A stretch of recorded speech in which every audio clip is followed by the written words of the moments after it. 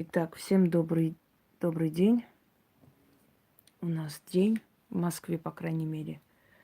Поэтому, если у кого-то вечер или полночь, то прошу не обижаться. Итак, я предупреждала за несколько часов до того, что будет прямой эфир на тему раскрещивания. Ну и крещение, что такое и раскрещивание, все это вместе. Поскольку бывает, что люди просят у меня определенные темы осветить. И, естественно, я эти темы берусь, тем более, что очень много недалеких людей, позиционирующих себя там непонятно кем, которые выдают черти какую ахинею. И нужно иногда как бы разъяснить для людей, чтобы люди поняли, где правда, где ложь, где что, да? Дорогие друзья, давайте немного обновим. Для начала хотелось бы попросить вас изначально, чтобы составить общую картину, посмотреть, во-первых. Да, я извиняюсь, я телефон возьму все-таки. Лайки, дизлайки приостановлю. Сейчас, секунду.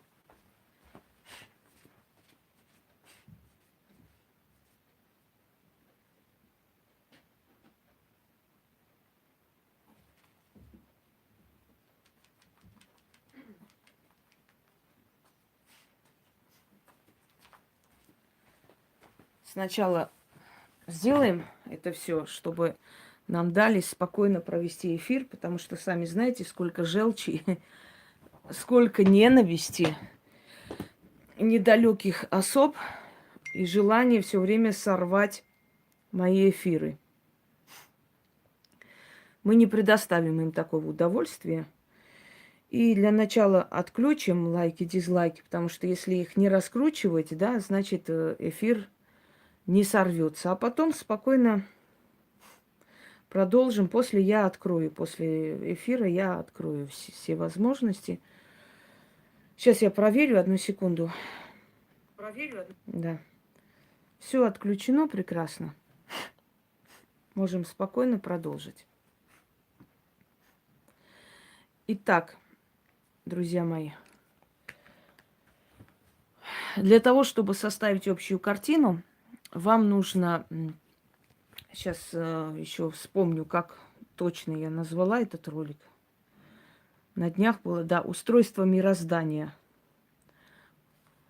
Полное объяснение. Это первое. Второе. Древо богов и дьявола. Дальше. Дьявол, родословное древо. Врата зла. Ты раб или свободный. И плата за удачу.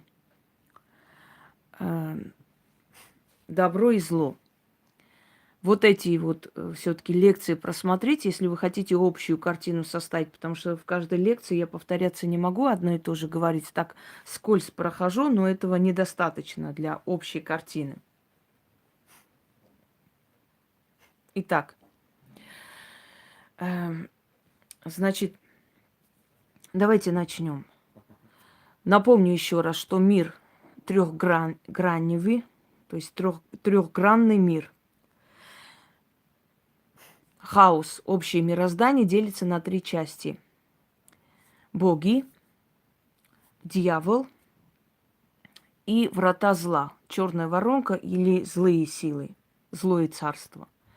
Как называли древние люди этот трехгранный мир? Они считали, что есть, внимание, светлые силы, темные силы и злые силы. Видите, наши предки были разумнее нас с вами и прекрасно поняли, кто есть кто. К светлым силам они относили богов, к темным силам они относили дьявола, который мы так называем, и к злым силам относили все зло мировое, которое собирается. Что дают боги человеку? Боги дают человеку знания, учат законы мироздания. Боги дают человеку магию. Боги дают человеку счастье, деньги, удачу. И взамен берут его положительную энергию, энергию счастья. Что дает дьявол человеку? Талант, тайные знания. Кстати, сегодня я раскрою тему магии и колдовства полностью. Тайные знания, сакральные знания, которые не всем даны, колдовство. Внимание, когда говорят колдовство от дьявола, это правда. Но не в том смысле, в котором они имеют в виду. Это не козлу идет. Просто колдовство – это магия, но более углубленная для избранных. Вот сегодня я вам между магией и колдовством, между ведьмой и колдуньей разницу скажу. Хотя один раз снимала, но чуть позже я сниму и второй эфир и объясню. Потому что сегодня я немножко разгрузилась своей работой. Дьявол, значит, дает таланты, тайные знания, колдовство, не всем доступные понимания мироздания, и с помощью этого человек создает невероятное. Или человек учит невероятному. И вот этот восторг, восхищение работами талантливого человека и есть та энергия, которая питает дьяволическое древо. Если к богам могут идти все, дьявол сам выбирает человека и сам ему дает эти таланты и познания. И сам же награждает. Дьяволическое древо небольшое. Древо богов огромное. Боги во всех народностях, у всех культур одни и те же, только называются по-разному и по разным традициям к ним идут. Те боги, которые пользуются спросом, грубо говоря, к которым обращаются тысячелетиями, у них огромное поле силовое, эгрегоры. То есть они сильные, еще больше усиливаются.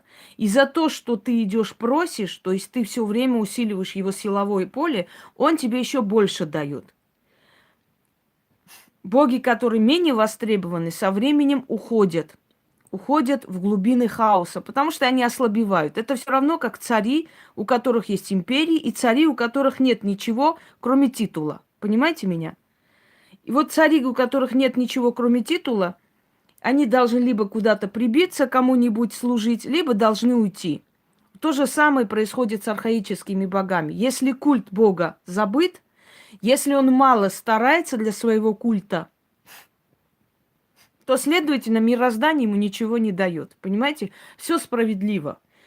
Не только человек, но и Бог должен стараться ради своего титула, ради своего имени. И если есть человек, который приводит к богам, боги в благодарность за возрождение какого-либо культа, правильное возрождение, не просто там взять и вот это вот Бог, а правильное возрождение какого-либо культа, они награждают этого человека. Есть посланники от богов, есть посланники от дьявола. Но есть люди, которые две стороны представляют. И Бога, и богов, извиняюсь, и дьявола. То есть это не тот случай, когда говорят, и Богу, и дьяволу не служить. Это не христианский вариант, это вариант архаический, древний. Это человек, который может знать и магию, и колдовство. Это человек, которому и боги раскрывают свои знания, и дьявол. Это человек, который знает и то, что можно всем, и то, что можно избранным, и так далее. Здравствуй, Ян. Есть и такие посланники, но есть посланник только от богов.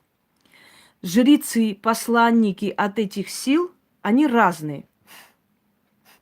Настоящие посланники этих сил друг друга понимают. Они знают, что у каждого есть своя сила, у каждого есть какое-то свое направление, но в принципе они делают общее дело, и они говорят об одном общем. Только кому-то дано больше и требуется с него больше, а кому-то дано меньше.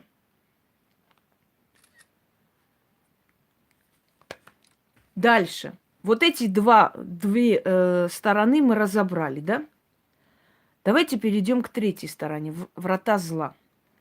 Врата зла – это черная воронка хаоса, о которой мы говорим. Черная воронка, которая поглощает звезды даже. Звезды, небесные тела поглощает эта черная воронка в космосе.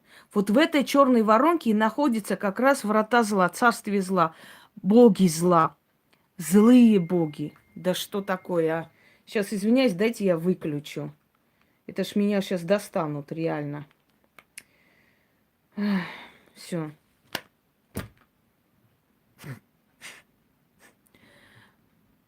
Это уже третья сторона хаоса. Оно тоже имеет место быть.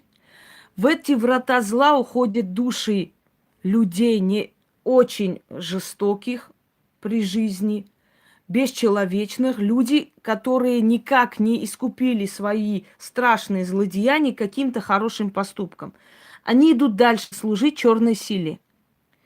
Извиняюсь, злой силе. Черная здесь ни при чем. Злой силе. Вот эти три момента мироздания вы должны знать, чтобы понимать, кто мы, что мы, откуда мы пришли, что происходит вокруг нас. Мы должны знать наш трехгранный мир, на какие части делится и откуда что мы ждем. Итак, боги. Как произошел раскол? Как люди отвернулись от древних богов? Некоторые говорят, если боги были так сильны, то как так получилось, что они позволили вот тому, что случилось, как бы происходить? Библия, которая полностью переписана, абсолютно переделана под себя, под одно божество. Между прочим, самой первой версии Библии, Библия Магдалены, в котором пишется, что Иисус был простой человек, и никакой он не был пророк, и что они были из рода Давидова, да, они хотели восстановить царство Израилева, спасти от римского гнета, и она его любила, и она вышла за него замуж. Библия Магдалены была найдена в Мертвом море, и кусочки этой Библии говорят следующее: боги, боги, боги, постоянно там сказано о богах. А теперь вспомните такой момент в Библии, где сказано: мы увидели, что это добро, и мы создали человека, и мы сказали, мы, почему мы-то сказано? Потому что первые христиане, первые митрополиты там и так далее, ой, да иди отсюда, ребенок, иди в школу. Они не были особо грамотны и не могли понять вот это выражение «вы» к чему. На самом деле выражение «вы» в XVIII веке пришло. Вот вы, когда в этих сериалах, снимающих про султанскую семью и так далее, когда говорят «вы», мне смешно. Понятие «вы» не существовало. И даже в Древней Ассирии, когда обращались к царю, говорили «ты». «Ты, великий царь», ты. Не было понятия «вы». «Вы» пришло в XVIII веке. Так вот, в основном общепринято. А так некоторые говорят, это первая половина 17 и так далее.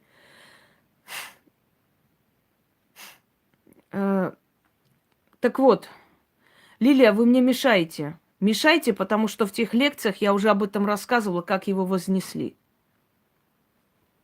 Так вот, потому что так было нужно. Нужен был персонаж. И там вот они как бы эти первейшие, да, писатели Библии не учли сей факт, что когда-нибудь это станет как-то не очень понятно для народа. Слово «вы». Мы создали человека. Мы дали человеку. Мы боги. Боги. Вот кто мы. Дальше. И следующие переделанные очень много. Значит, например, история Иова. И был такой Иов, верный Господу. И пришел сатана, встал перед Богом и говорит Бог: видишь моего раба Иова, какой он мне преданный человек. И тот сказал: конечно, преданный, а ты отбери у него все, что у него есть, и посмотришь, преданный он или нет. И тогда сказал Господь Бог: испытай человека Иова. И вот сатана убил его детей, отобрал все имущество, Иов все равно был верен. Зачем Бог должен был, как маньяк, вот так вот отобрать у человека детей, убить, забрать все его имущество, его больного несчастного выкинули в мусорку, до такой степени довести человека, чтобы понять, любит ли человек меня или нет? С такой маниакальной страстью. Объясните мне, пожалуйста. Если он Бог, он же видит сердце, он же и так видит, что человек любит его не ради блага. Он же должен был видеть. Неужели для того, чтобы увидеть сердце своего подданного, Богу нужно было вот так уничтожить и растоптать человека? Скажите мне. Неужели? Второй момент. Когда он дал Аврааму сыну. Вы посмотрите, насколько маниакальные, бесчеловечные поступки совершаются в Ветхом Завете. И мы говорим о милосердном Боге. Давайте дальше пойдем. Аврааму дал сына на старости лет, а потом сказал: веди своего сына и зарежь и принеси мне в жертву. И Авраам покорно взял и отвел сына на гору, связал его и занес над горлом кинжал. И тогда ангел Божий схватил за руку и сказал: Авраам, понял я, что ты любишь меня, не надо резать своего дитя. Мне скажите, пожалуйста, где здесь милосердие? Вы можете представить, что чувствует отец, который ведет на гору своего ребенка резать? Скажите мне, пожалуйста. А мы празднуем этот день. Мы празднуем, например, тот же Курбан-Байрам, это и есть жертвоприношение, когда Авраам понес своего сына Исаака зарезать во имя Бога. Хорошо, давайте другой рассмотрим. Фомарь. Фомарь, которая в Израиле был такой закон. Если умирает один брат, второй брат обязан взять в жены его жену и лечь с ним, и дать потомство. И вот Фомарь, когда вышла замуж, муж ее умер, и тогда она пошла, значит, к деверю своему. Он возлег с ней, но семя свое в нее не оставил. И тогда она пошла ко второму деверю. И вот так до 7 деверей с ней возлегли, и семя не оставили. И тогда она разозлилась, ушла в дом отца своего и притворилась, значит, проституткой, стояла там на дороге, и тогда ее тесть, отец ее мужа, который ее давно не видел и не узнал, возлег с ней и сделал дитя. И когда у нее живот вырос, братья сказали, что она гулящая, повели ее убивать. А она тогда показала пояс, который взяла у тестя, то есть вместо платы за свою ночь. И сказала: вот отец моего сына, которого я рожу. И они этот пояс понесли, показали и узнали своего, ее тестя. Узнали его. И тот сказал: правильно она поступила, раз уж мои сыновья не хотели с ней лечь. Да, кстати, Бог каждого из них убивал. После того, как они с Фомарь ложились и не делали ребенка, он их убивал. И все 7 детей умерли. И тогда тесть сказал, что она правильно поступила, потому что хотела дитя от этого рода. И поэтому ей пришлось пойти на хитрость. Пожалуйста. Напоили Лофта, дочери его возлегли с ним и поимели детей. И одна второй говорит: у нас нет мужчин здесь рядом, и не будет никогда. Мы так и помрем без детей. Давай напоим нашего отца и ляжем с ним. И напоили они Лофта, и легли с ним, и каждый поимел одному сыну. И вот они стали там, значит, предки аморитян и филистимлян. Вот вся Библия. И так дальше, и дальше, и дальше. Много очень. И когда Саул помер, то есть он убил Саула за то, что Саул не был жестокий, привел жестокого Давида, и дочь Саула, которую выдали за другого замуж, приказал отобрать и вернуть, отдать Давиду. И муж ее, плача, шел за ней. И тогда сказали: негоже тебе идти за нами, поскольку Господь Бог так захотел. Господь Бог захотел, чтобы от одного мужчины отобрать и отдать другому. И когда Саул был убит, и приказал Бог Давиду войти ко всем женам Саула и возлечь с ними перед всем народом. Пожалуйста. Бог приказал перед всем народом возлечь с его женами. А теперь скажите мне, пожалуйста, вот в этих всех рассказах вы не чувствуете маниакальную какую-то ненависть к человеку и желание его мучить, унизить и растоптать? Разве нет? Скажи, если нет, то тогда я извинюсь. Потому что вы верите в то, что даже не читали. Вам лишь бы крестины, вам лишь бы там выпить, попить, погулять, потанцевать, их ты, гармонь включить. Но вы же не читали то, во что вы верите и во что вы посвящаетесь, понимаете? Кого?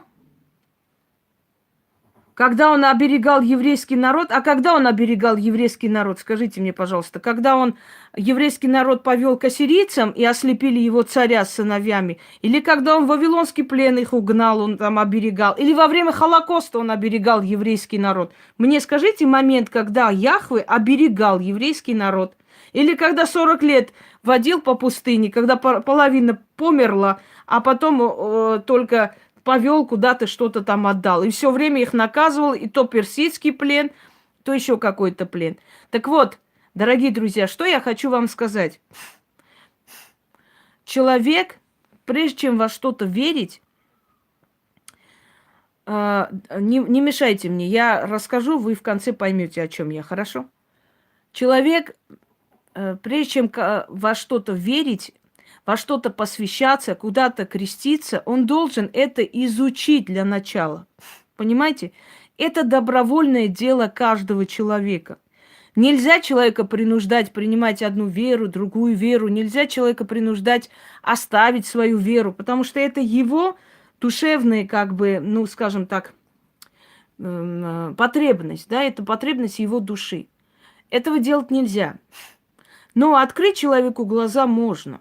А остальное это дело человека. Кто-нибудь из вас, кто крестился, кто бегом бежит крестить своих детей, читал Библию когда-нибудь, прежде чем идти и креститься? Хочу вас спросить, когда говорят: ты сатанистка, ты ведьма, вы будете гореть в аду, вы такие нехорошие, такие сяки. Я спрашиваю, ты Библию открывал когда-нибудь? Сатанист ты и есть, а не я.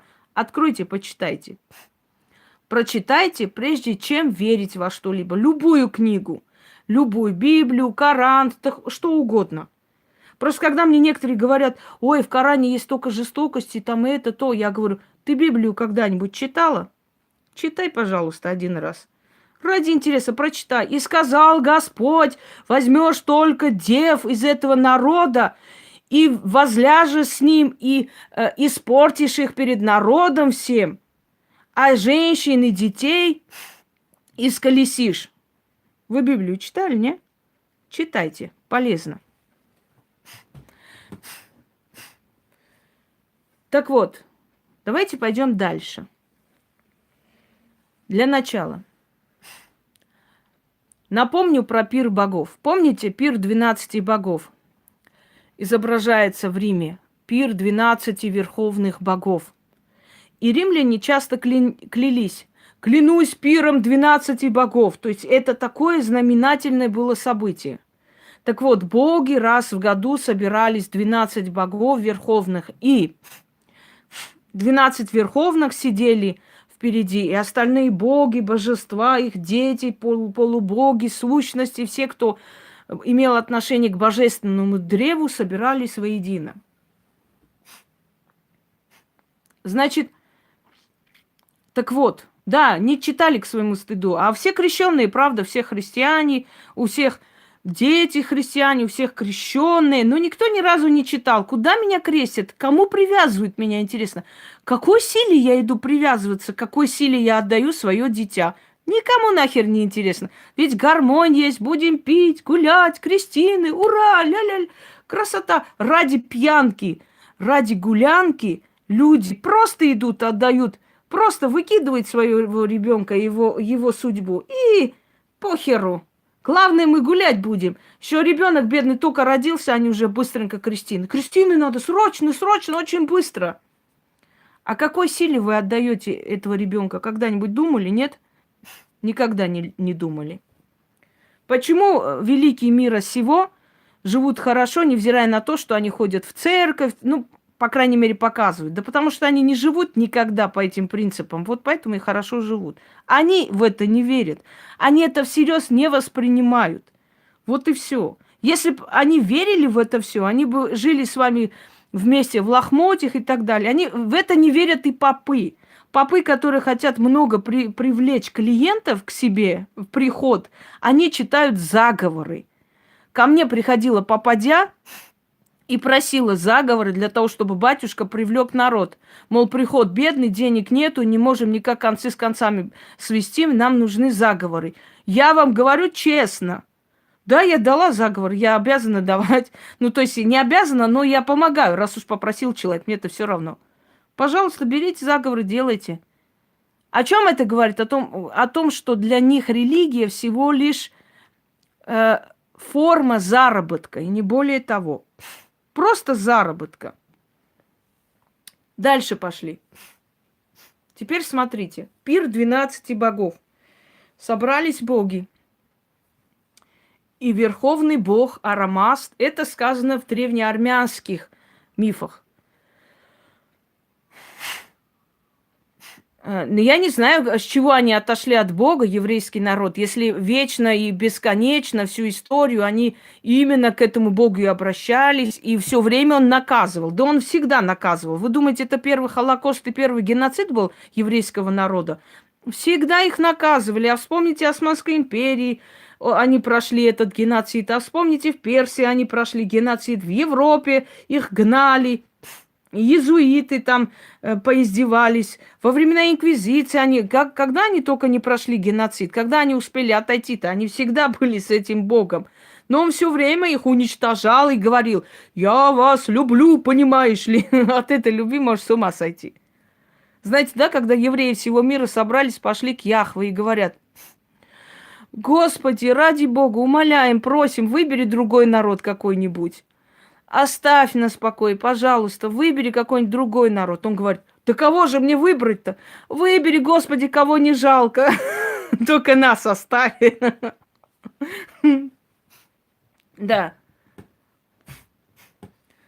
Турист сказал: отвези мне, говорит, в Израиле турист говорит, отвези мне на ту стену, где все бьются, говорит, евреи головой и плачут. Таксист привез в налоговую инспекцию. Все, пойдемте дальше.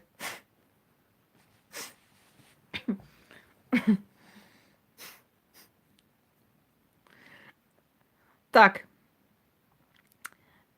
Пир 12 богов – это был раз в году, который, то есть происходил этот пир раз в году, и собирались 12 верховных богов и давали задание как бы богам ниже рангом. И на этом пире был Яхве, Егова. Вы когда-нибудь помните, ну, слышали слово, да, убогий? Что такое убогий? Как расшифровывается, знаете? У Бога Еговы. Когда говорят: какой же ты убогий, это слово означает у Бога Еговы. То есть какой же ты все-таки жалкий. Яхве. Яхве – один из свирепых сыновей бога Арамазда. Да. И Арамаз сказал ему: ты будешь покровительствовать.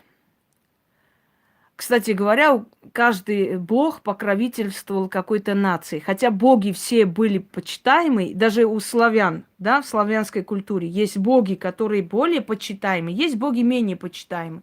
То есть боги, которые брали шефство, грубо говоря, над нацией, над народом. у этого народа были почитаемы. В Библии, в Ветхом Завете, если прочитать, часто читаем следующие слова. «И сказали они, мол, вот израильский Бог сильнее, чем другие боги». Часто это встречается, дорогие друзья. Там не было сказано, например, что только один Бог, других богов не существует, никого нет. Там все время говорится такая фраза: израильский Бог сильнее других богов. Других богов. Как будто кто-то делает акцент постоянно через людей, через своих посланников, да, все время делает акцент на то, что израильский Бог сильнее. Почему не сказано, один Бог есть в мире, да? Почему есть израильский Бог и не израильский Бог?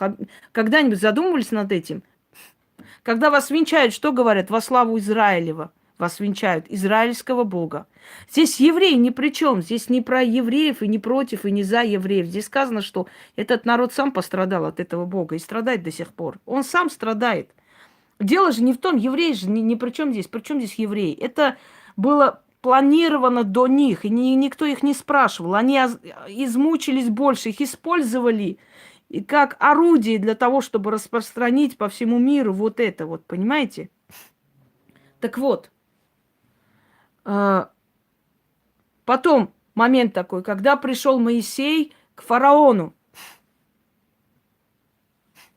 Моисей к фараону приходит. И вышли жрецы, и кинули свои жезла. И жезлы превратились во змей. И кинул Моисей свое жезло. Его жезл превратился в змею и сожрал. Он не отрицает, что они есть, да.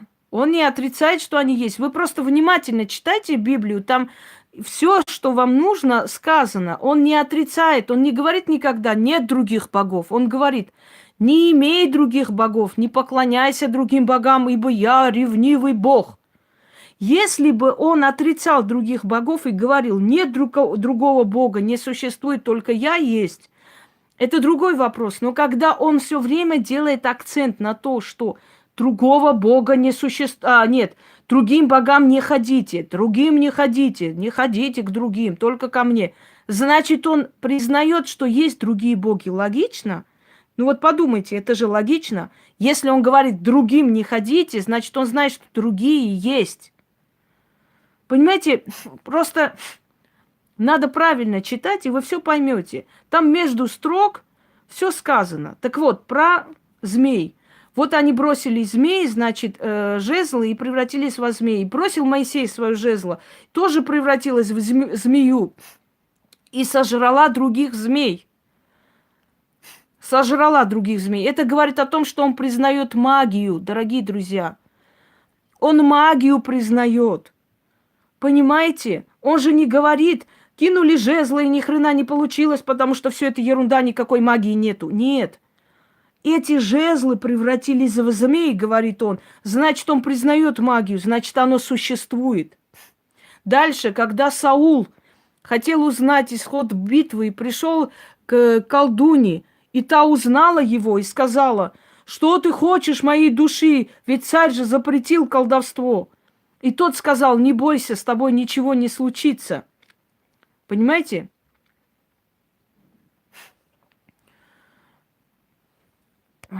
Выкиньте этого.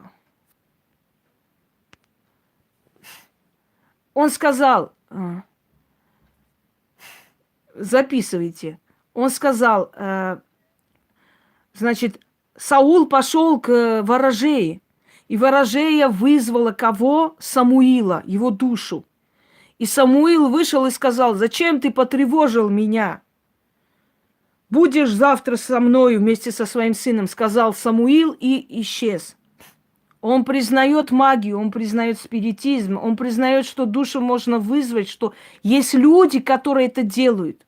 А теперь внимание, как называют пророков в Библии? Видящие. Предсказатели. Когда Саул потерял своих ослиц, он пошел с отцом, и ему сказали: тут есть один видящий. Грузины говорят китхави, армяне говорят найох. Видящий, тот, который видит. А значит, они были кто? Колдуны. Чародеи, обычные колдуны. которые видели.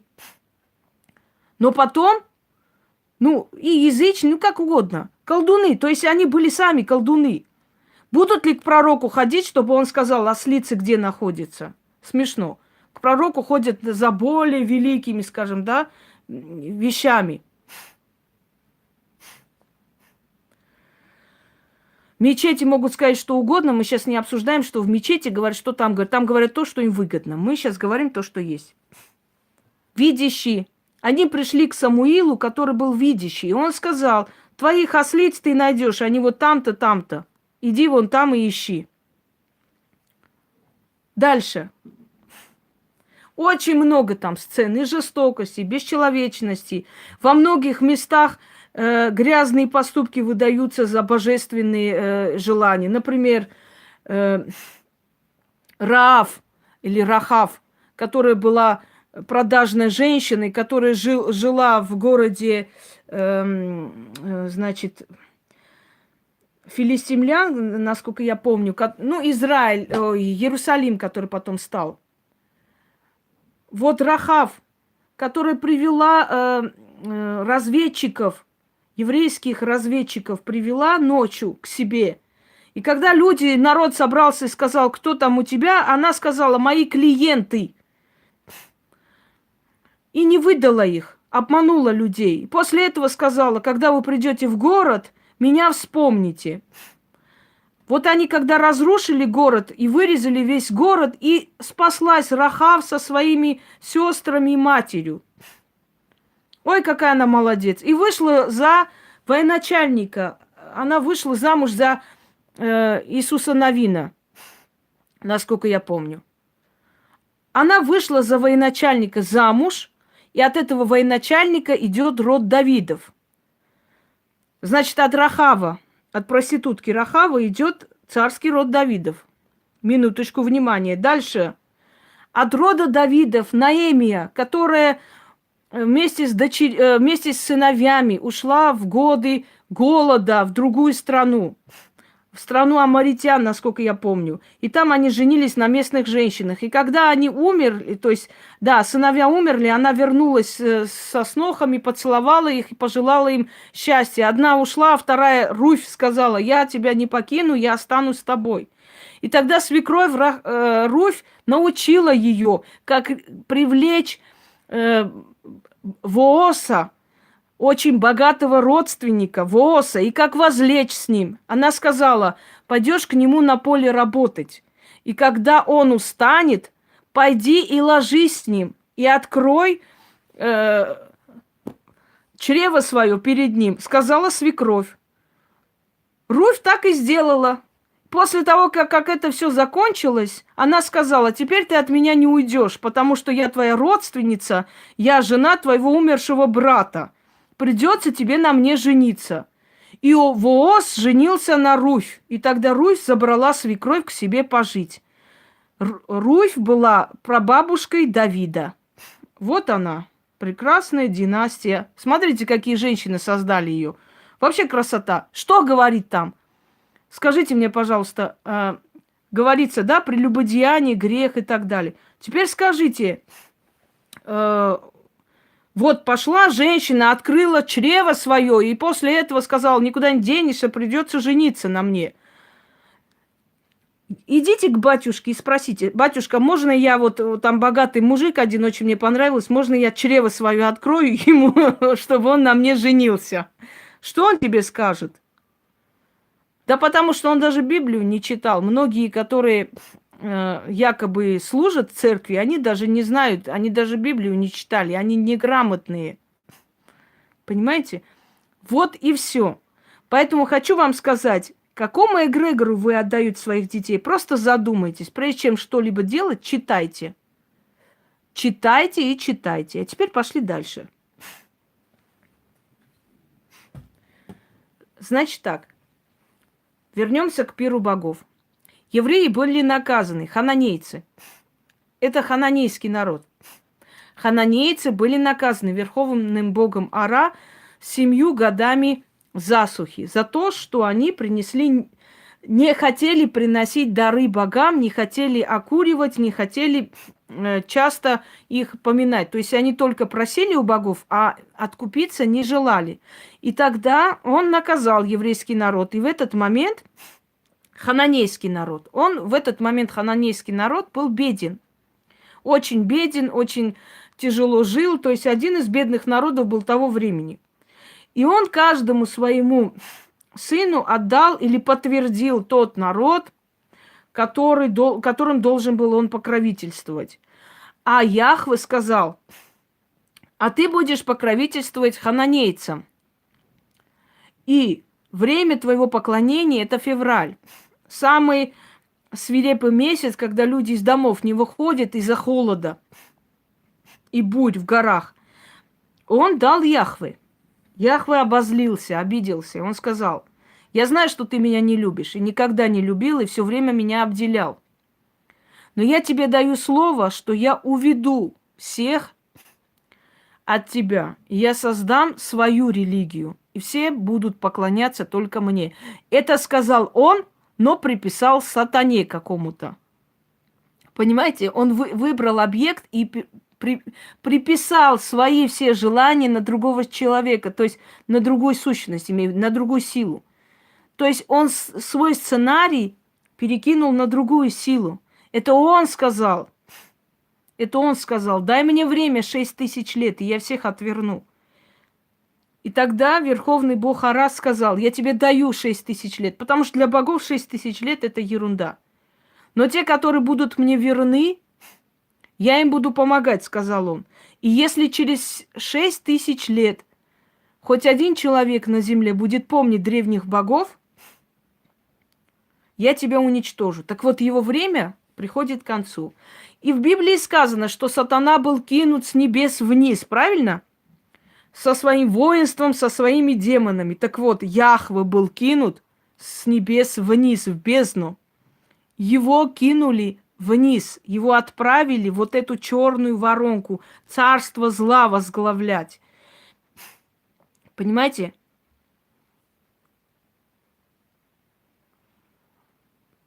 Да. Можете открыть «Золотой телец». Есть у меня ритуал, и там объяснение о золотом тельце полностью сказано. Золотой телец был символом фортуны, его любимым животным. И когда был праздник фортуны, то вели тельцов с крашенными позолоченными рогами, и люди кидали деньги, кидали монеты. Вот. Кидали монеты на этих тельцов под ними, а потом жрецы все это собирали и этими деньгами помогали бедным людям. Поэтому, когда тельцы появлялись, их называли золотые тельцы.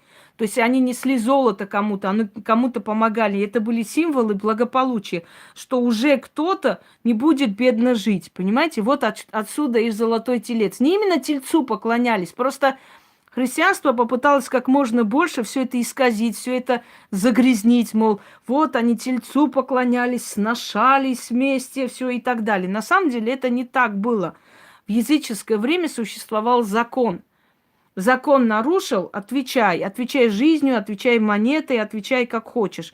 Но в наше время грех, который сделал из человека раба, то есть заставляет его быть всегда виноватым во всем. Он вообще виноват, что он живет на земле, вообще родился.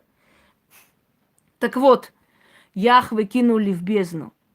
Яхве кинули в бездну, в эту черную воронку, врата зла, и он начал там править. Откройте, посмотрите, врата зла. Так вот, зло на земле сейчас правит, не добро. И люди, которые ненавидят тех, которые несут свет, которые объясняют, говорят, открывают глаза, они и есть представители этой злой силы, дорогие друзья. И он создал эти религии, которые ему поклоняются. Он создал эти доктрины, философии, которые ему поклоняются. А теперь давайте будем честны. Самые благополучные народы, кто у нас? Индусы. 1 миллиард им у них население. 1 миллиард. Да, они живут по-своему, может, там грязно, все это неважно. Но они счастливы. Они своих богов не предали. Они счастливый народ. Китайцы, 1,5 миллиарда. Заполонили весь мир. Почему? Почему их так много? Почему им так везет? Почему у них получается? Почему они везде лезут? Почему они везде есть? Да потому что они не предали своих богов, свои учения. Япония. Япония не предали свои учения. Японцы, они как поклонялись своим богам, так и поклоняются. Счастливые люди. У них прогресс, у них богатейшая страна. Маленькая Япония, там как-то муси-буси-гусь. Вот такая. Они на камнях, они чуть ли не уже друг на друге живут, как скворечники. Но замечательно живут. Их много. И они все могут делать. Теперь, я была в Калмыкии. Калмыки тоже поклоняются своим богам до сих пор. Вы знаете, счастливый народ. У них гармония в жизни. Они спокойные люди. Вот заходишь, например, ты можешь зайти в мечеть? Нет, потому что это не твоя вера. Мусульманин может зайти в церковь? Может зайти, если не узнает, что он мусульманин. Если узнает, может быть, будут ругать, потому что нельзя, это не ваше место. А мы можем зайти в буддийский храм, куда хотим. В Бурятию, пожалуйста, зайди в буддийский храм. Только зайди как человек, сними там туфли, сиди молча, естественно, не с бокалом пива. А садись, смотри. Я была в калмыцком храме, белый храм. Красота. У них нету этой агрессии. Замечали? У японцев там в семье один может быть, одному богу поклоняется, другой другому, друг другу не мешают. Почему в языческое время язычники друг друга не убивали за то, что один служит Зевсу, другой Артемиде? Каждый выбирал бога по своей профессии. Те, кто были купцы, продавцы и прочие, они поклонялись Гефесту, они поклонялись Фортуне, потому что им нужны были деньги, торговля хорошая, да? Те, кто был военачальник, поклонялся Юпитеру, Афине, потому что они даровали победу. Те, у кого были бордели, извините меня, публичные дома, поклонялись Афродите, поклонялись Инанне, просили больше мужчин, клиентов. И никто никому не мешал, никто не резал другому глотку из-за того, что почему ты Зевсу поклоняешься, а не вот этому. Вот почему не задумывались, почему никто никого не убивал из-за того, что ты веришь в этого или в этого? А давайте теперь честно скажем, в этом мире столько убийств совершается, столько насилия, столько бесчеловечности с устами. Во имя Христа, во имя христиан. Помните Тараса Бульбу? Пойдемте во имя христиан. И с той стороны тоже говорили, во имя христиан. И те были христиане, и эти христиане. Но каждый из них во имя христиан шел, во имя Христа и святого Господа Бога. Абсурд, правда? Люди убивают друг друга с криками во имя Христа, во имя Аллаха. Но я ни разу не видела, чтобы кто-нибудь другого убил, сказал, во имя сатаны тебя убиваю. Слышали когда-нибудь, чтобы во имя сатаны кого-то убили? А теперь я принесу зарядку, включу и дальше продолжим.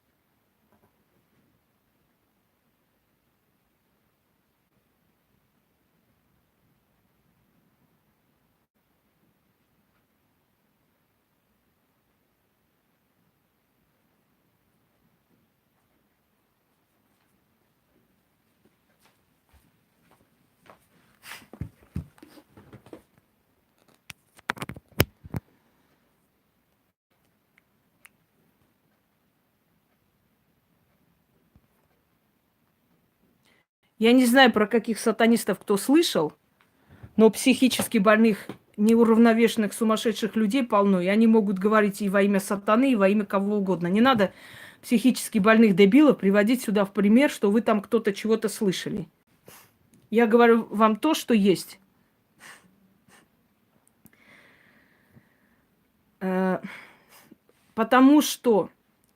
Потому что эта религия создана Богом Яхве, а Яхве есть Бог зла.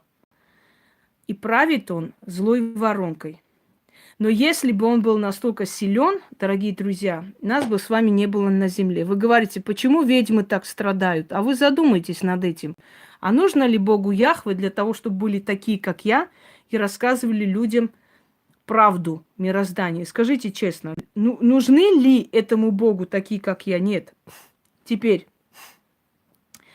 Что делает? Но если бы он был силен настолько, он бы, конечно, уничтожил и меня, и подобных мне людей. Но поскольку древние боги, поскольку боги выше него намного сильнее, конечно, они ему это не дадут и не допустят. Понимаете, почему? Это уже говорит, это уже говорит о том, что Яхве не обладает той силой, которую себе приписывает. Пойдемте дальше. Теперь атрибуты религии – это иконы. И на иконах изображены кто? Были национальные божества. Евреи сами от них отказались. Почему? Евреи поклонялись Инанне, евреи поклонялись Мардуку, евреи поклонялись Молоху. Были почему? Вспомните, скольких Ахава, например, царя Израиля, который хотел вернуть культ предков. Соломон потом хотел вернуть культ предков. Но им не дали, их убили. А жену его Изабель кинули собакам. Помните? У евреев были, евреи поклонялись, как все и хананейцы. Евреи-то есть хананейцы, это хананейские народы. Они поклонялись, да.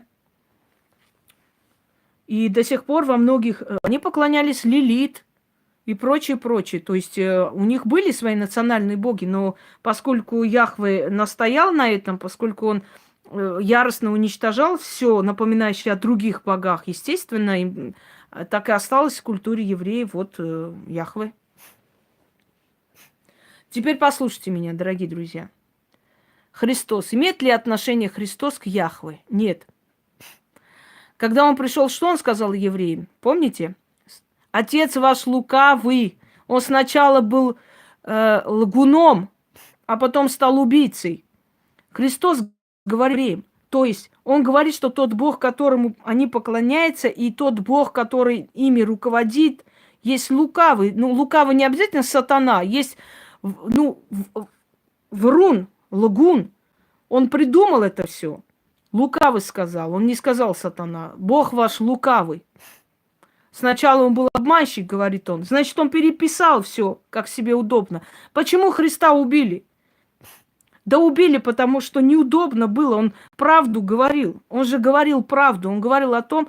И он говорил о многих богах, дорогие друзья. Он говорил-то о многих богах.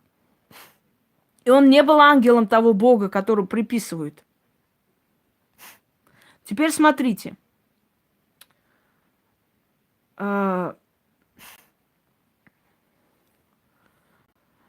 Семисвечник – это с древнего времени. Да, не мешайте вести лекцию. Ян, только удали, просто не закрывай человека. Он просто очень хочет, у него очень много вопросов.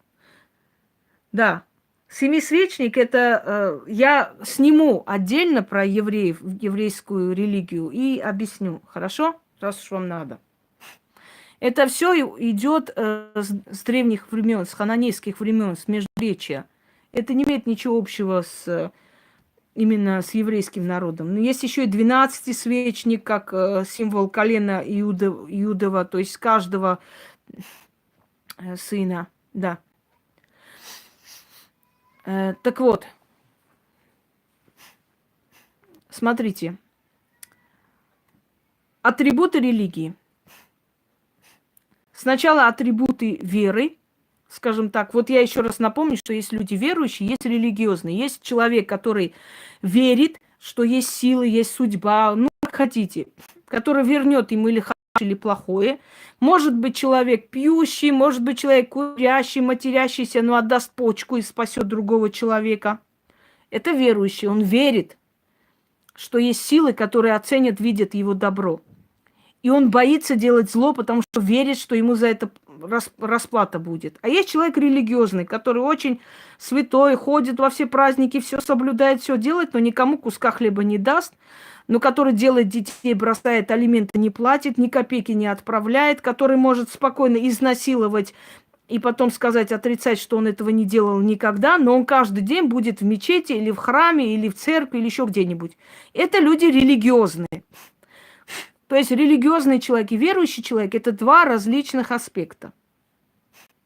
Теперь, как я говорю, я сейчас говорю для свободных людей.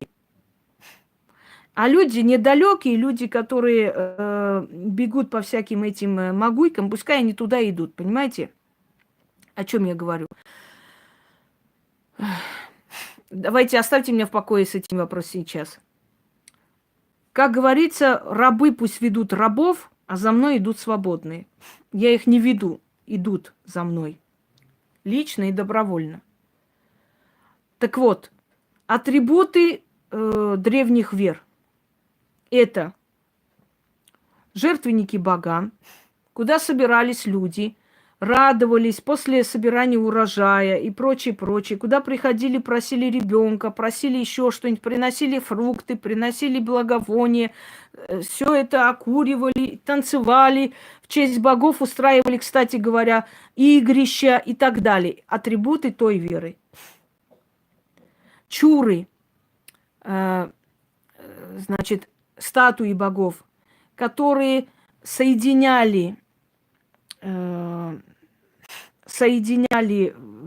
человека с Богом, то есть они настраивали, да, они просто показывали свое почтение богам. Праздники, поклонения, скажем так, венчание точно так же через веру древнюю и так далее. Много. Но в этих атрибутах нет ничего зловещего, ничего другого. Атрибуты веры, религии. Начнем. Атрибуты религии. Послушайте, если вы раскрестились, вы не должны быть ничем крестным, ничем-то еще. Вы должны жить со своим убеждением. Или вы это делаете, исходя из шкурного интереса, чтобы боги вам помогали, или вы действительно верите то, во что вы делаете. Понимаете? Я не могу понять вас, вот таких людей. Что это значит вообще? Это все равно, как я ушла из трассы, но иногда можно, я пойду там подработаю. Я вроде бы раскрестилась, вроде бы ушла, пришла к богам, но можно я там иногда пойду вот это, погуляю на крестинах. Атрибуты религии, не сбивайте меня. Первое. Крест. Крест – это руна наутис. Так казнили в Римской империи разбойников. Либо две руки вместе на одном бревне, либо крестообразно казнили. Так казнили разбойников в Римской империи.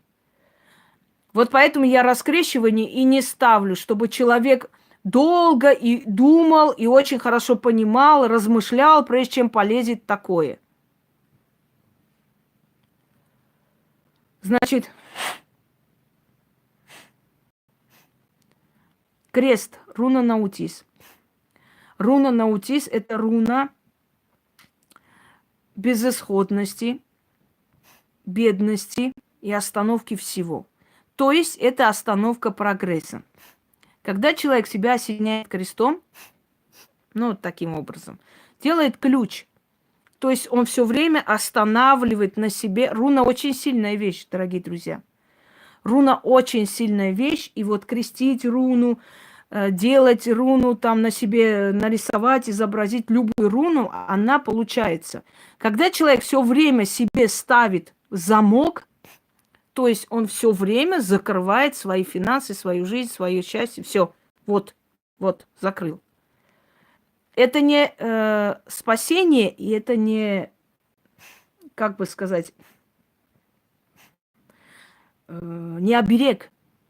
Это закрытие своих всех финансовых возможностей. Следующий момент. Иконы. На иконах изображаются святые. Святые люди, которых канонировала церковь. Вот последний канонированный святой у меня очень большое бывает опасение и непонимание. Например, Николай II.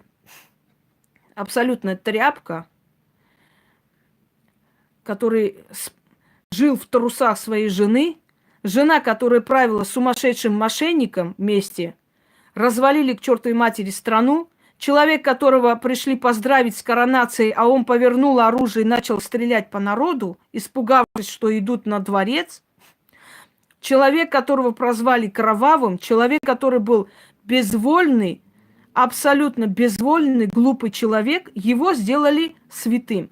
Хочу вас спросить, почему не сделать святыми тех людей, которые в Беслане своим телом выносили и спасали детей? Скажите, пожалуйста, чем эти люди, чем эти военнослужащие, чем эти полицейские, там тогда ОМОН, спецназ, не заслуживали, чтобы их сделали святым? Мне кажется, у них больше заслуг перед Россией, чем у Николая II.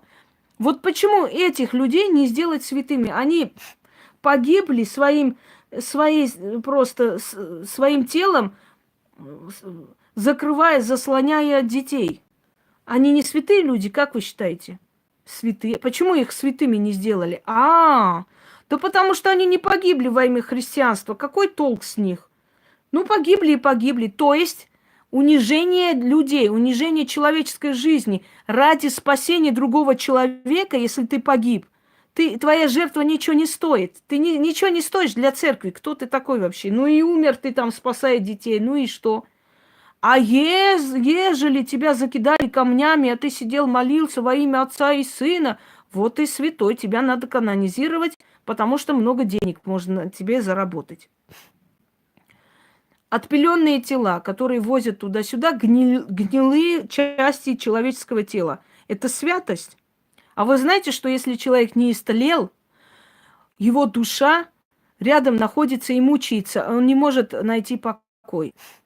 Вы знаете, что Матрону выкопали оттуда, вынесли и по новой положили туда. Так Матрона же лежала в земле, ее выкопали, вытащили же ее. Но место могилы есть. Если вы знали эти два монастыря, как друг перед другом, просто через судов, через прокуроров они добивались, чтобы эти мощи у них лежали. Потому что это бабки. Потому что в день огромное количество людей там стоят и приходят к ней просить. Да, она помогает. А помогает, знаете почему? Ну, церковь так решила, Дмитрий. Она так решила, что он во имя...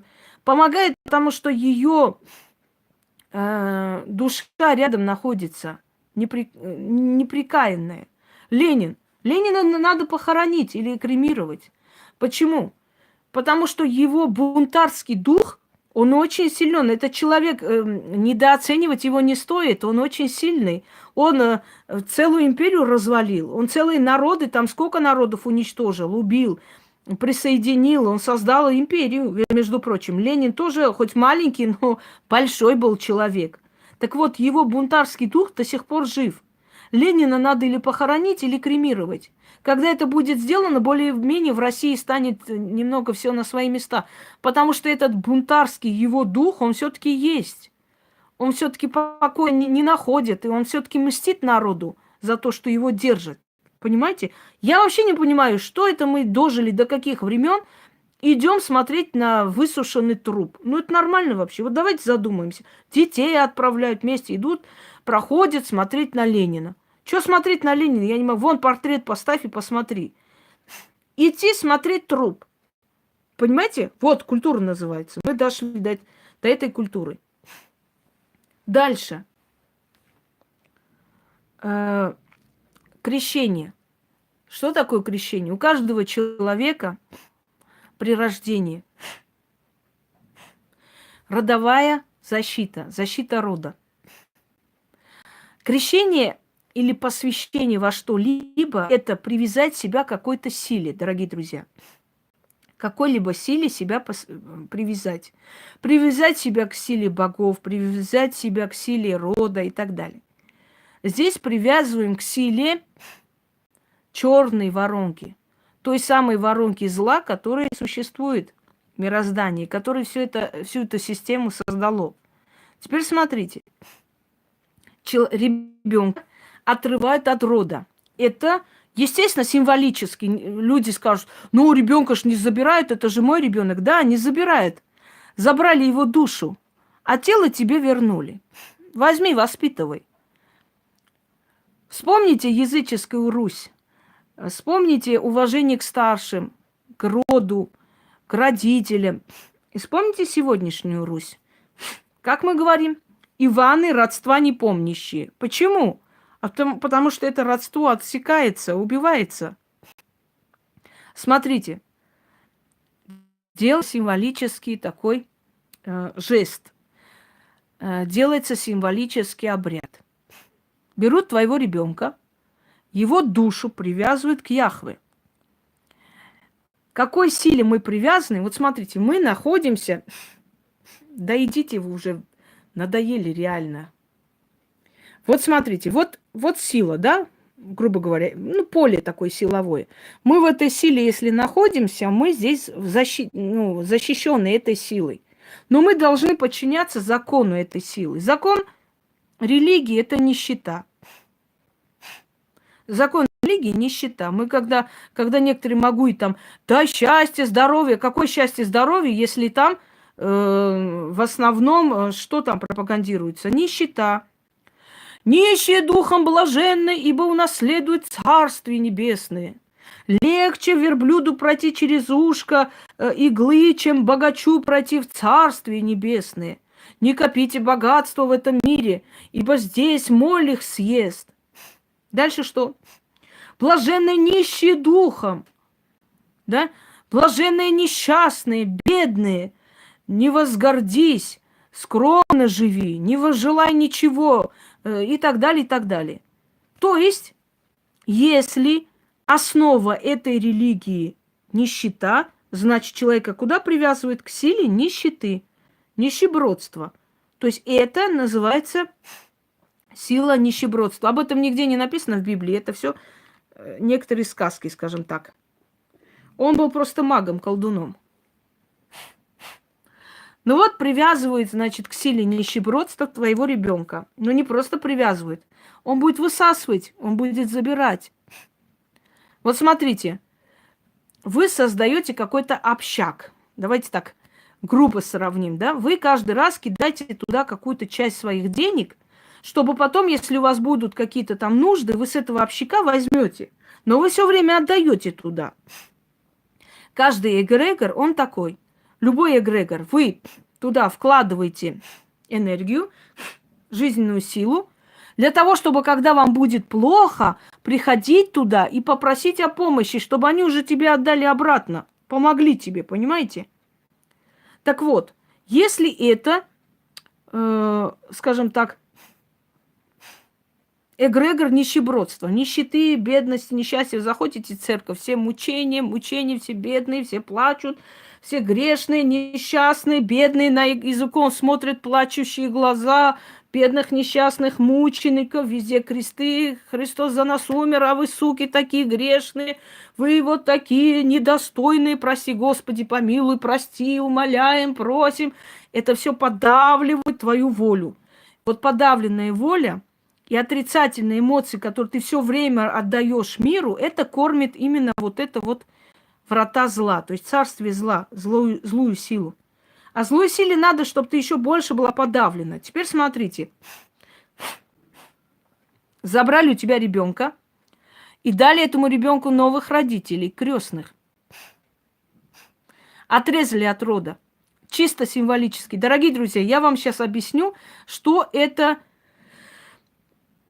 означает. Это не просто игра. Вот взяли, дали другим родителям. Они объясняют так, мол, тот, кто крестный, после твоей смерти, если что с тобой случится, они обязаны быть ему как родители. Покажите мне, пожалуйста, такую крестную, которая после смерти ваших родителей была вам как родитель. Давайте не будем, а. У всех свои дети, и всем похеру на вас. Были они крестные у вас или кто, им без разницы. Они просто для красоты пришли, да и все. Нет. Символ не в этом. Вот смотрите. Приходит... Вот есть на Кавказе такая традиция. Если в одной семье, в одном роду постоянно умирают мальчики, то есть род заканчивается, не дают наследника, призывают мусульманскую семью. И чисто символически отдают ребенка ему. Ребенок у тебя живет, но есть определенный ритуал. Берут и отдают. И говорит она: я тебя признаю своим сыном и даю имя. И дают мусульманское имя. У нас там есть, в Грузии, в селении, армяне. Есть, я знаю армянина, которого зовут Мухаммед. Знаю армянина, которого зовут, сейчас скажу, как его назвали. Ой, Али. Почему? Раньше я думала, а почему они их так назвали? Как у меня тетка сказала своему мужу, сейчас вспомнила, немножко отвлеку. Пришел мужик к нам, и дядька наш, Гриша, ему говорит: комбат, садись, комбат, комбат. Ну, у него там погоны, все, военный человек. Когда ушел, у меня тетя говорит: слушай, а почему, говорит, он вроде русский, а у него, говорит, какое-то мусульманское имя? Комбат. А он такой: да ёкалный ты, ни хрена не соображаешь. Так вот, это не тот случай, когда комбат. Вот. Да.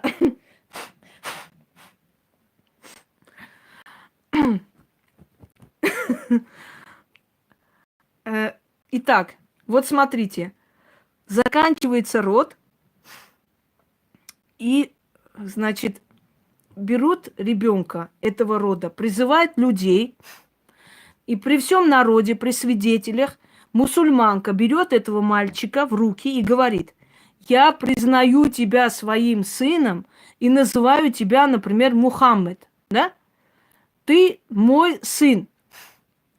И совершается некий обряд. Нет, там нету обряда обрезания или обращения в мусульманство. Нет, просто достаточно, чтобы она назвала его своим сыном.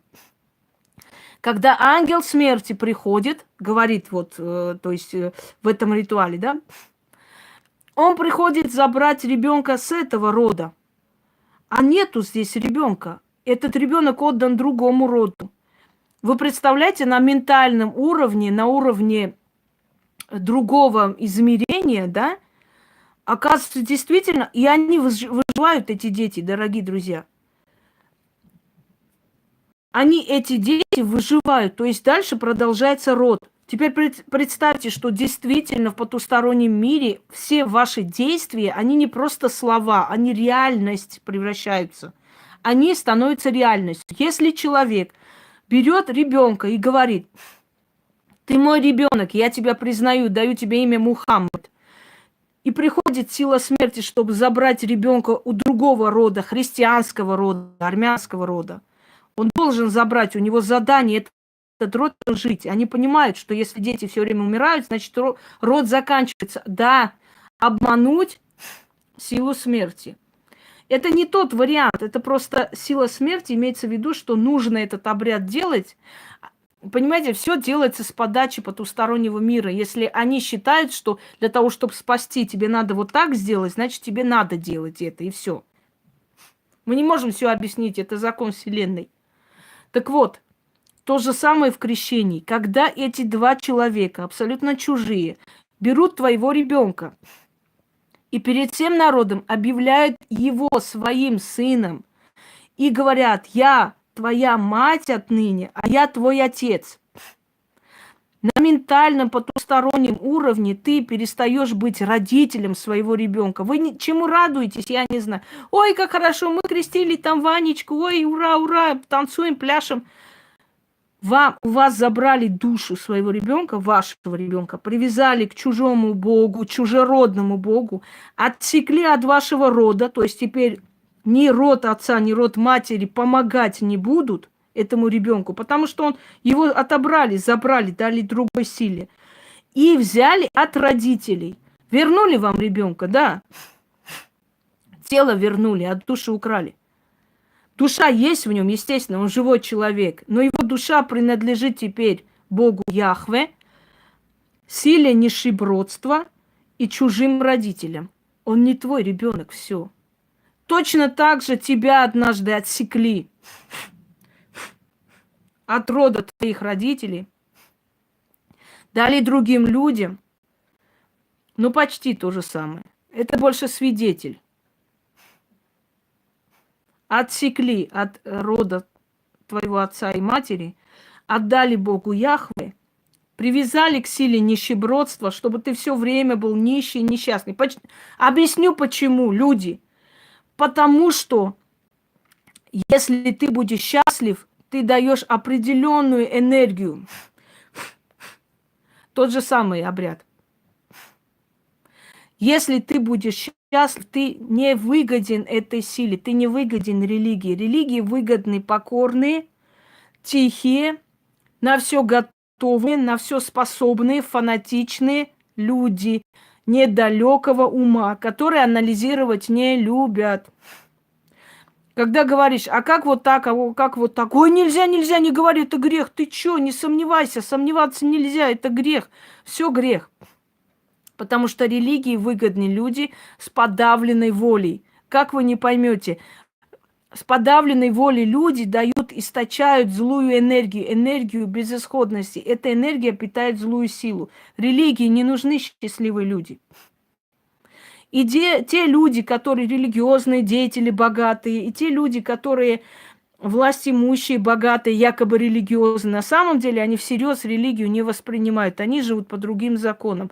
Поэтому они живут по-другому, но вас учат, что надо жить так. Дальше. Раб и свободный. Люди произносят имя раб, словно это великая честь быть рабом. Кто такой раб? Раб тот, кого мы не любим.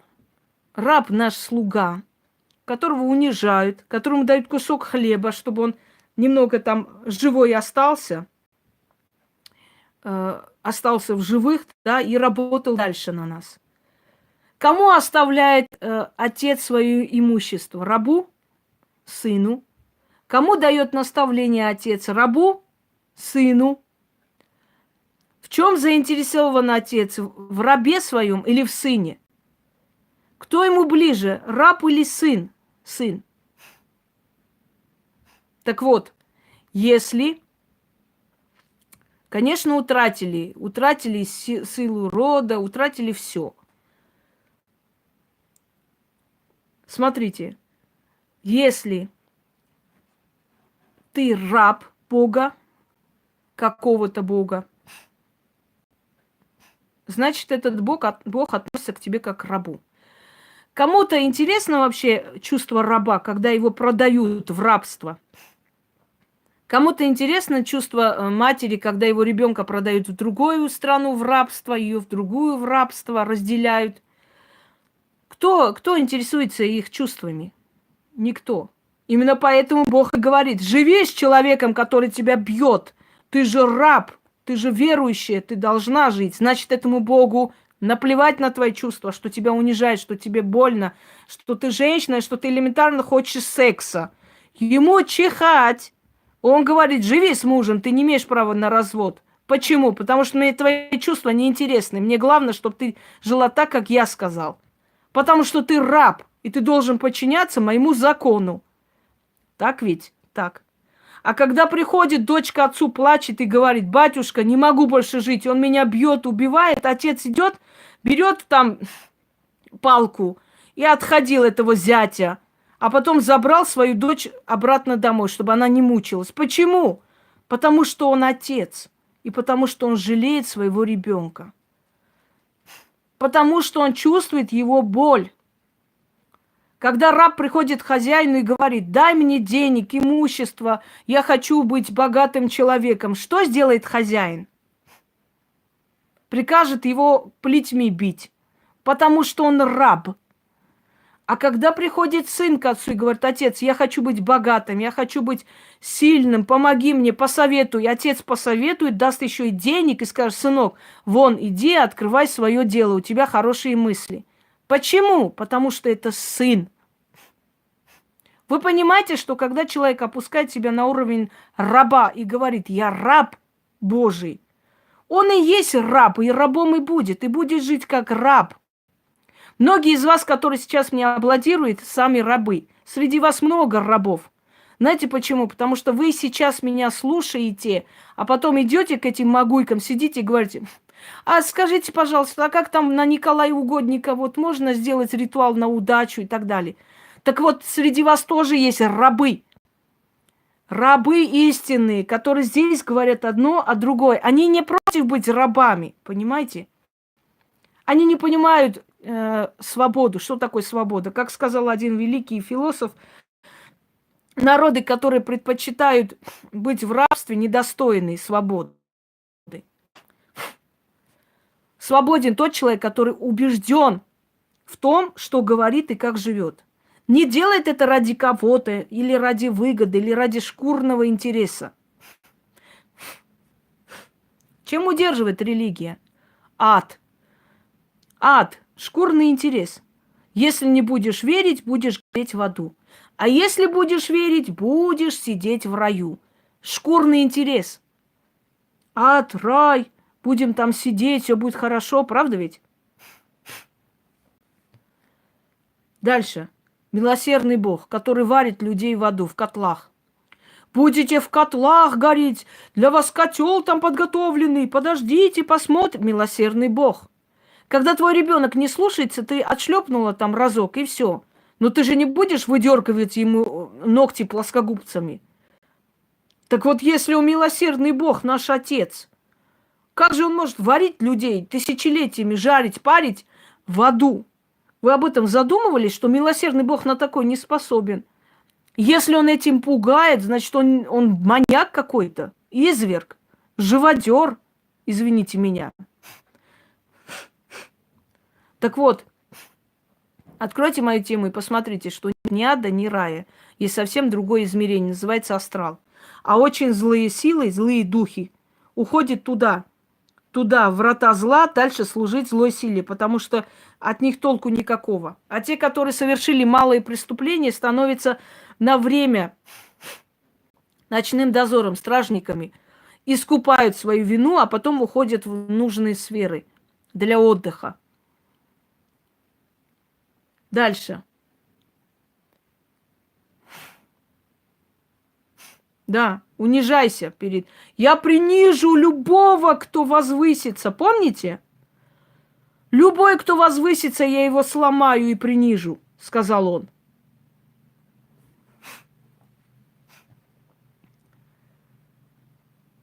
Далее. Сейчас, секунду.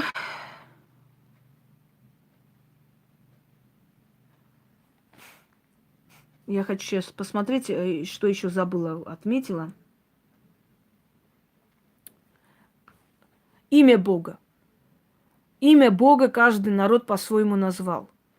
Арабы назвали Илахи или Аллах, потому что древнее божество, Лахи, бог пустыни, он так и назывался. Им так проще было, они взяли и назвали.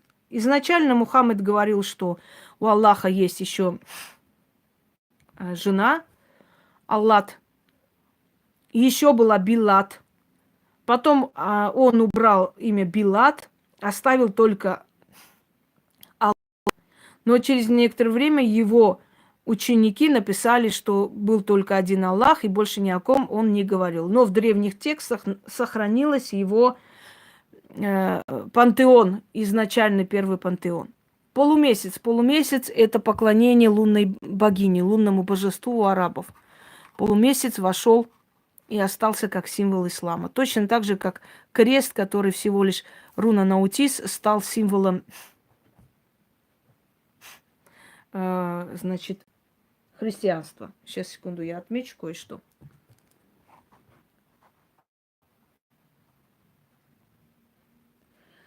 Дальше. Смотрите. Все переписано с язычества.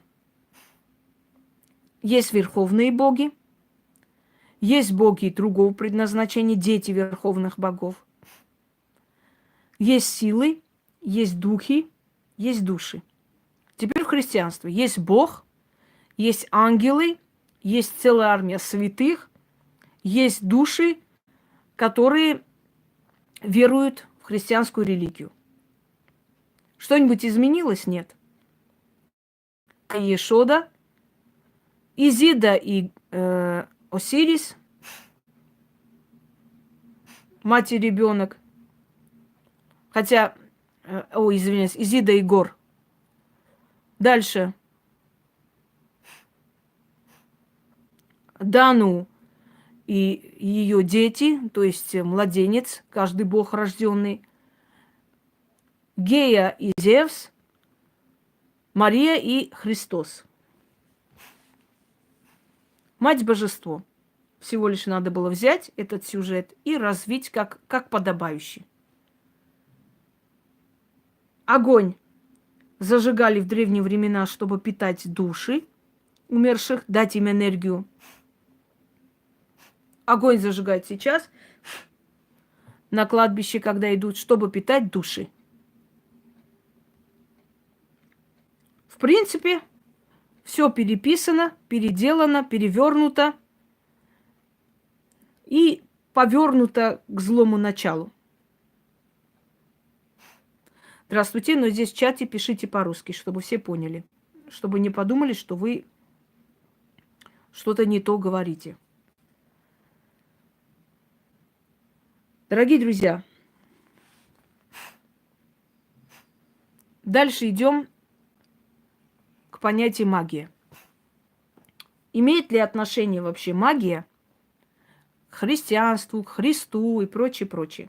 Я хочу вам сказать, что единственное, что я делаю когда-либо в церкви, или через церковь, или через христианство, потому что они срабатывают прекрасно. Объясню почему. Там концентрация такой злой энергии, что она сразу же срабатывает. Сразу же. Так вот, если бы там была добрая энергия, она не сработала. Это единственное, в чем я использую религию. Помните, посмотреть на купол церкви и сказать: всех своих врагов в гробы уложу, по миру пущу, доли лишу. Так вот, как же может купол Святой Церкви это услышать и сделать? Да потому что там концентрация зла. Кто живет в церкви? Бес Абара. Церковный бес. Он живет в церкви. К нему идут и просят о чем-либо те, которые занимаются черной стороной магии. Да? Дальше. Люди идут и переворачивают свечи. В церкви могут украсть твою дачу. Увидишь, что ты такая одетая вся пришла, зажгла свечу. Как только выйдешь, прийти, твою свечу забрать и все у тебя отобрать. В церкви могут на тебя подлечиться. Например, женщина стукнула тебя по спине, ты повернулась, она ничего не сказала. Ты думаешь, ненормальная, что ли?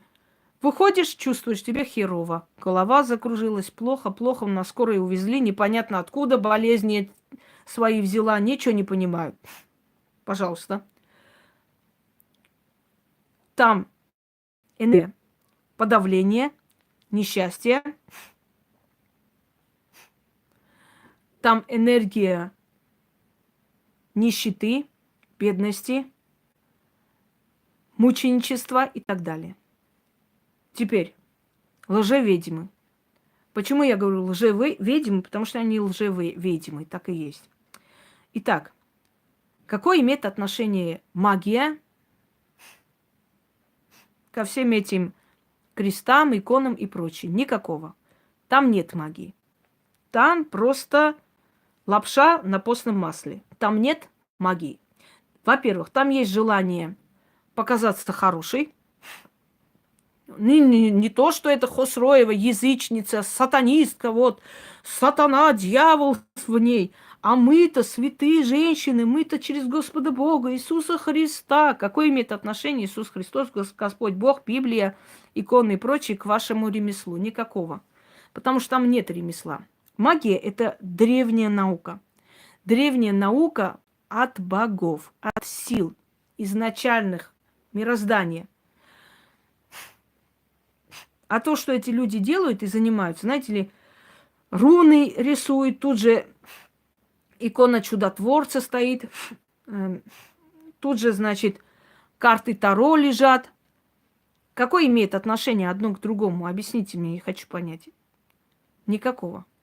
Так вот, это люди, которые либо, знаете, бывали в селениях бабки, которые были неграмотные, им казалось, что это молитва. Они говорили, это молитва. Вот я молитву читаю, там, приди, приди, уйди, хворь, уйди за леса, за черные горы, туда-сюда. Они думали, что это молитва. Так говорили их предки, для того, чтобы их защитить от церковного беспредела, от преследования. Они говорили, это молитва, мы молитвы читаем.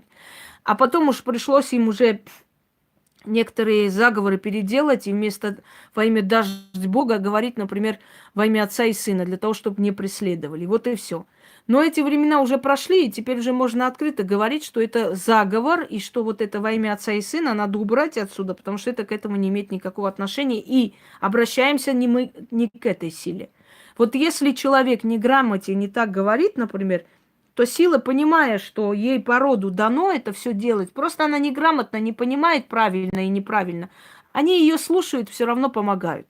Но когда человек 21 века берет и дает там найти мужика через икону Иоанна Крестителя, ну, наверное, мужика без башки, потому что Иоанна Крестителя все-таки по Библии, по версии Библии отсекли ему голову, да?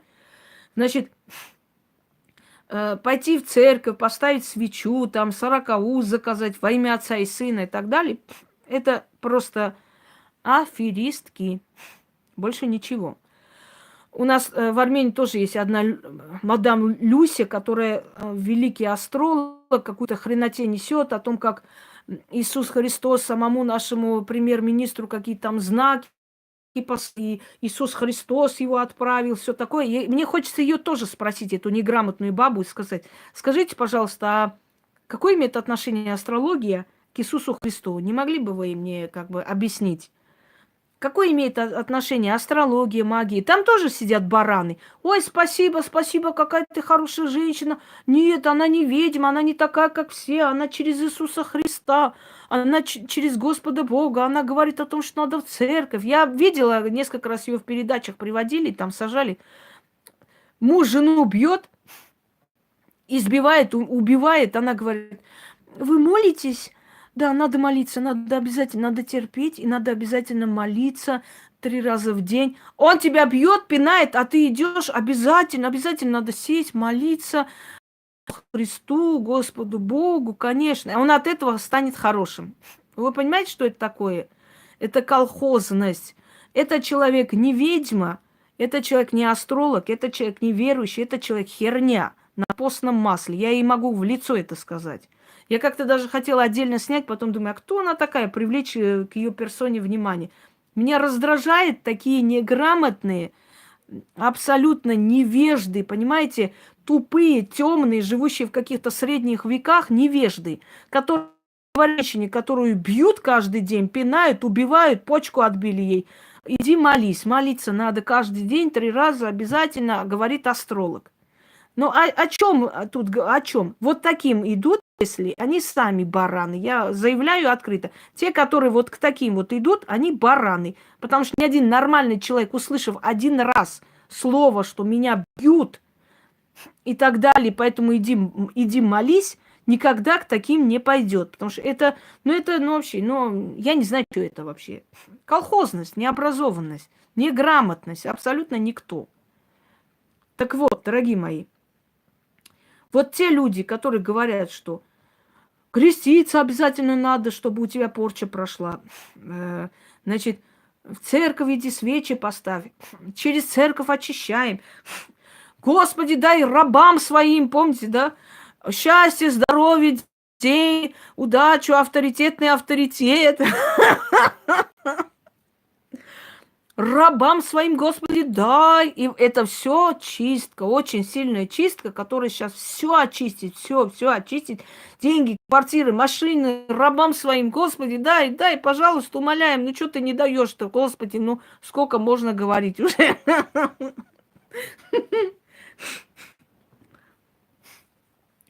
Даже среди богов были боги, которые дают удачу, были боги, которые давали любовь и так далее. Поэтому прийти к Гермесу можно было прийти еще сказать, да, дай мне удачу в делах и так далее. Но прийти, например, к Гекате и сказать, дай мне квартиры, машины, можно было получить по башке. Даже у богов было разделено, понимаете, сфера влияния. Кстати, да, так и сказал. Кстати, в христианстве тоже есть святые на особый случай. Да, этот святой от этого лечит, этот святой от этого лечит. Не напоминает язычество, в конце концов. Этот бог для этого существует, этот бог от этого помогает, или к этому богу по этому вопросу идут. То же самое переняло христианство полностью. Дорогие друзья, рабам нужно принимать крещение, нужно ходить, нужно иконами просить помощи, нужно просить у великомучеников, которые измучились, ушли,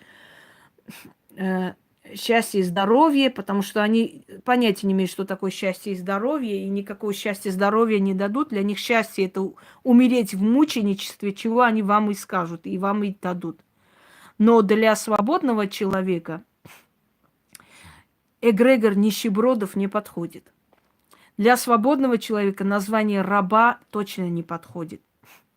Для свободного человека отсечение от рода родителей и передача другим чужим людям не подходит.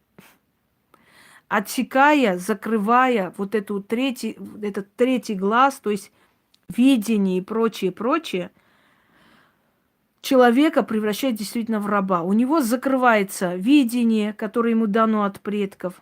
Наши предки прекрасно предугадывали, знали погоду.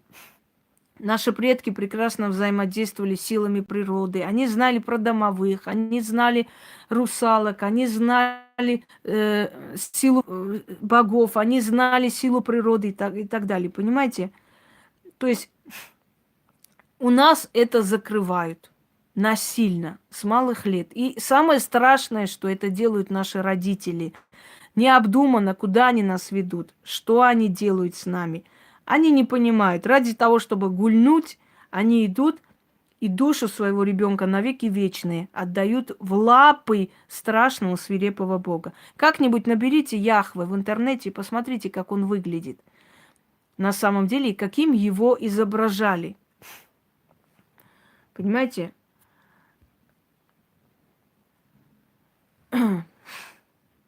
Еще раз про мертвецов и прочее.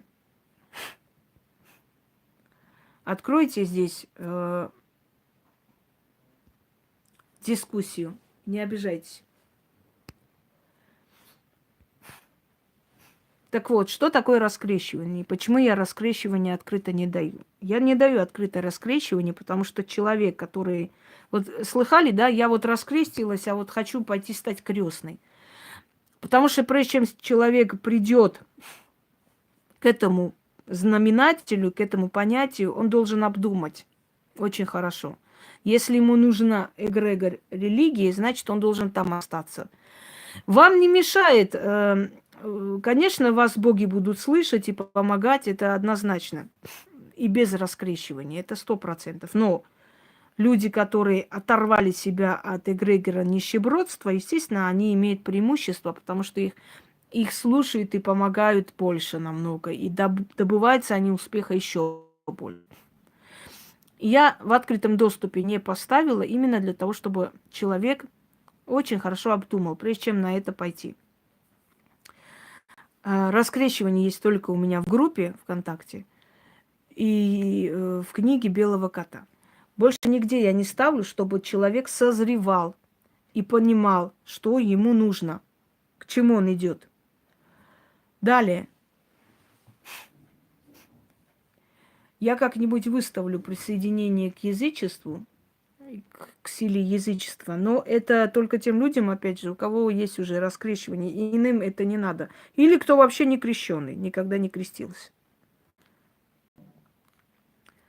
Что дает раскрещивание человеку? Отрывает от нищебродства. Религия перестает высасывать твои силы и забирать. Да какая разница, кто у вас есть? Вы до этого другой жизнь вели, а сейчас другая жизнь. Смотрите. Религия больше не забирает ваши силы. Вы больше не отдаете энергию вот этой силе нищебродства. Второе. Яхве над вами теряет контроль, а значит, у вас выжимать злую энергию он не может. Третье. Возвращается сила рода, потому что род возвращается, начинает тебя защищать. Ты себя чувствуешь более, скажем так, неуязвимым. Четвертое. Возвращается сила богов и так далее. Твои поколения более сильные и более устойчивые, потому что уже вот эта энергия нищеброса начинает уходить. Со временем твои дети, внуки, правнуки, если они придерживаются той же линии, становится, то есть возвращает постепенно вот это видение предков. Это не обязательно ведовство. Видение предков – это предчувствие, это защита постоянно, когда тебе все время подсознательно подсказывают, понимаете? Подсознательно все время подсказывает, что впереди, как правильно поступить, когда начинают приходить к тебе и подсказывать через сны. Это когда потусторонний мир, мир духов начинает тебя слушаться, помогать. Это когда тонкий мир подстраивается под тебя, и тогда твоя жизнь вечно бедной, несчастной, грешной, униженной рабы теперь становится жизнью свободного человека, которого защищают предки, которого охраняют боги, которого одаривают силой. Вот и все, что я могу сказать. Имеющие уши, да услышат. А им сколько хочешь говори, они все равно сейчас побегут Николая Угодника, святую там Феклу, еще кого-нибудь притащат и будут колдовать, и будут просить счастья, здоровья и авторитетный авторитет. Понимаете, я говорю для свободных людей, а вот это вот меня не волнует. Они пусть идут куда хотят. Единственное, хочу сказать в утешение, что в течение 50 лет будет очень сильный перелом, уже к этому идем, когда вот это вот нищебродские роды будут заканчиваться. Они и заканчиваются. Посмотрите на них. Одни алкаши. Одни алкаши, бездельники, никому не нужные тунеядцы, которые и семью-то создавать не хотят. Естественно, у них продолжения не будет. И постепенно от этой бедноты, от этой голытьбы, от этой быдлоты мы начнем избавляться. То есть это закончится. И если сейчас вы укрепите себя и свой род, то знайте, что ваш род как раз выживет и будет жить. А вот эта голытьба, дорогие друзья, почему вот эти вот суперведьмы берут иконы и прочее? Потому что так дурить лохов намного легче, говоря о том, что я святая женщина, я через Бога, я через Иисуса Христа. Легче простого просто дурить подобных людей, дурить, обдуривать. Понимаете? Вот поэтому они за это берутся. Настоящая правда, правильная дорога, она очень тяжелая. Тут нужны им большие знания. Понимаете, тут нужны глубинные знания, тут нужен интеллект, тут нужно логически объяснять, тут нужно доказывать аргументами, фактами и так далее. А там что доказывать? Ой, святой там, святой Николай, вам сейчас вот святой Киприан, там счастье, здоровье, святая Богоматерь, сейчас вам Богородица будет вам через Богородицу делать приворот будем, сейчас счастье, здоровье и так далее. Там не нужно мозги напрягать, там не нужны знания, там не нужна мудрость, там не нужны глубинные анализы, да, там достаточно собрать там стадо и начать их там прессовать. Вот счастье, здоровье, Господи, рабам, рабы наши святые, помогите, спасите все грешные, счастье, здоровье, машины, квартиры, рабам. Вот и все. То есть абсолютно примитивные, стадные вот это вот, стадная философия. Там же ничего не надо. Открой там любую там житие святых, любую молитву, читай этому стаду, и стадо бежит, все бегут, все радуются, ура, счастье, здоровье, удача, счастье, рабам. Вот. А здесь нужен анализ, понимаете? Здесь нужно объяснение, здесь нужны знания, здесь нужна база. Здесь очень много чего нужно, а ведь никому, не каждому это дано, правда? И, собственно говоря, вот разница между профессионалом и между вот этими вот этими доярками. Да, стадо так бежит, что даже этих своих супер доярок там этими копытами растопчут и побегут, побегут дальше за счастьем и здоровьем.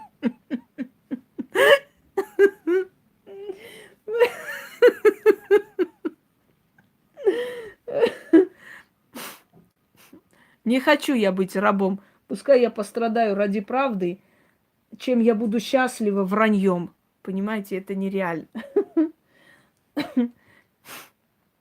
И авторитетным авторитетом. И самое главное, это все счастье, здоровье, чтобы попросить рабам у своего Господа Бога через святых. Достаточно просто взять крышку баночную, поставить одну свечу и все это попросить в одну кучу. И вот с какого хрена, непонятно, но там должны счастье и здоровье все это дать. Ради чего? Там нету ни уважения к этим силам, ничего. Просто взять какую-то свечку, да, на баночную крышку поставить, и, значит, авторитет попросить. И все твое, все, бери, бери, не хочу. И никто не думает, что прежде чем прийти к этому всему, нужно сначала почитать богов, благодарить богов. Боже ж мой, ну вот люди, ну вот до чего мы дожили? Вы вспомните наших предков, как они достойно относились, как они понимали закон жизни, как они понимали, что надо почитать, надо уважать эти силы, как они как-то приходили уважительно, как они жертвовали, как они ставили эти алтари, как они танцевали, радовались, благодарили и постепенно просили и получали, и удачу получали, и деторождение, если было нужно, получали, и получали урожайный год, и получали помощь от богов, и получали защиту от врагов, понимаете? Но они приходили, они благодарили, они служили, они знали это все. А сейчас люди настолько реально стадо стали. Они думают, что достаточно просто какую-то свечу поставить и просто рабам своим, да, эти великомученики, счастье, здоровье, не задумываясь, а с какого хрена-то тебе должны дать счастье, здоровье, если ты даже не соизволил хотя бы благовоние поставить, алтарь подготовить, да, и хотя бы несколько дней почитать, уважать эти силы. Какого хрена они должны тебе счастье, здоровье кто-то там дать вообще?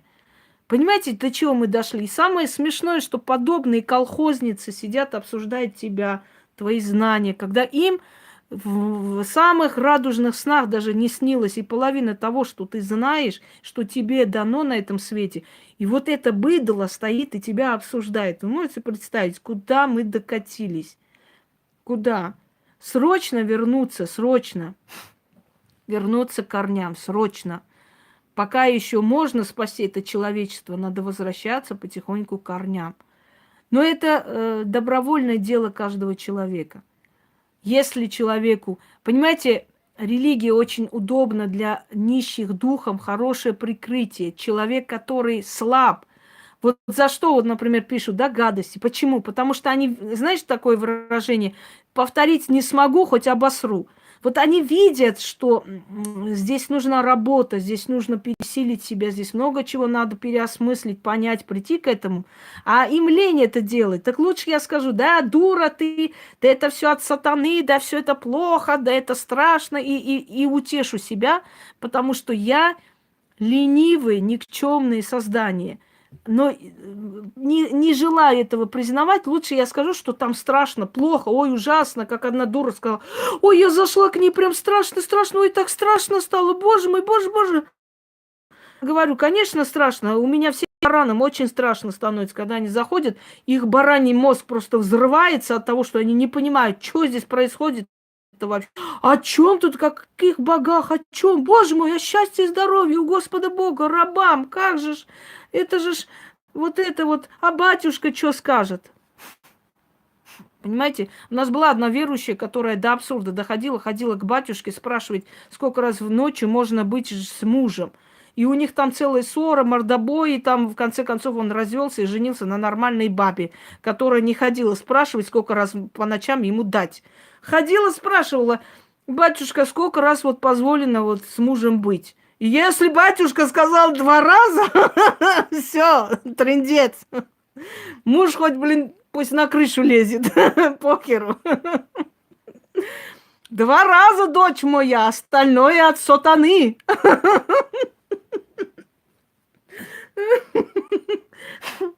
Остальное только мне. Это же ужас какой-то. Вот до этого докатились. Вот. Вот до этого, и чтобы до этого не докатиться, лучше включить мозги. Вот. Все, дорогие друзья. Я пойду, подготовлюсь. У меня еще есть очень интересный прямой эфир. Надеюсь, у меня сил хватит это тоже провести. Всем удачи.